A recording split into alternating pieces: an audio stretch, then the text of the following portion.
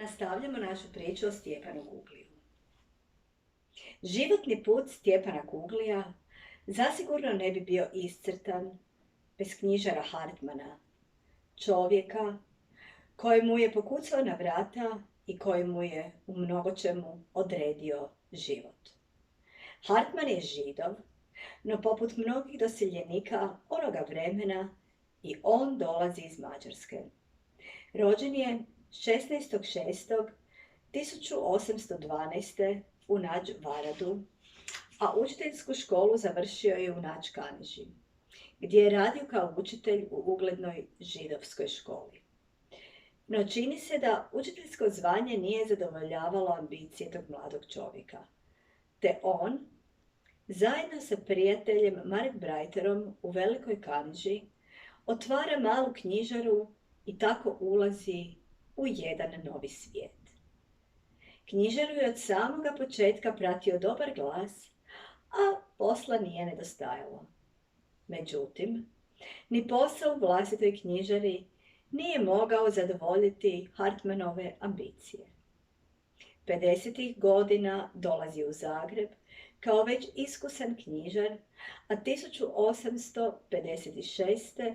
kupuje knjižaru, Narodnu knjigarnicu Ljudevita Gaja u Dugoj ulici 12. Pod njegovim stručnim vodstvom knjižara je postala jedno od najznačajnijih knjižarskih poduzeća, a putujući Austrijom i Njemačkom, Hartman je širio svoje poslovne veze. Bio je ozbiljan poslovni čovjek, tako da mu se uskoro obraćaju i velika svjetska knjižarska poduzeća. Bio je nakladnik velikog broja knjiga za djecu i mlade, školskih udžbenika, znanstvenih i beletrističkih djela, vodiča, kalendara, a između ostalog i prve slikovnice na hrvatskom jeziku. Naravoslovni abecedar s poučenim stihovi. Nastojao je izdavati što više hrvatskih knjiga, te je početkom 1870. pokrenuo izdavanje jedinog hrvatskog beletrističkog lista Hrvatskog Sokola, pod uredništvom poznatog pisca i dramatičara Dimitrija Demetra. Radio je od jutra do mraka i nije se štedio.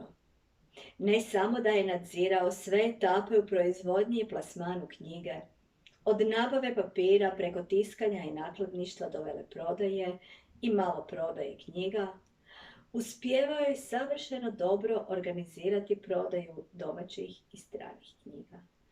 Razvio je nakladničku djelatnost na hrvatskom jeziku te otvorio i posudbenu knjižnicu. No njegovi interesi nisu bili vezani samo za knjižarsko-nakladničke poslove. Povremeno se bavio i političkim pitanjima. Lavoslav Hartman cijeloga je sebe ulagao u knjižarski i tiskarski posao. Bio je ambiciozan čovjek, no, kako to obično biva, život, ili u njegovom slučaju bolest, ponekad poremeti planove. Hartmanova plućna bolest uzimala je sve veći danak, tako da mu od 1875. godine pomaže njegov rođak Albert Deutsch. 5 godina kasnije Hartmanu i Deutschu pridružit će se i Kugli. Stjepan Kugli. Da, on je sada u novoj sredini dobio i hrvatsku inačicu svoga imena. Od prvog je dana zasukao rukave. Objeručke prihvaća poslove i sve zadatke koje mu Hartman povjerava, a zahvaljujući već stečenom iskustvu, izvrsno se snalazi u poslu. Vremešni Hartman zadovoljan je svojim mladim pomoćnikom i sve mu više prepušta vođenje svog gešefta. No zdravstveno stanje staroga knjižara sve se više pogoršava i on pomalo osjeća da mu se bliži vrijeme odlaska.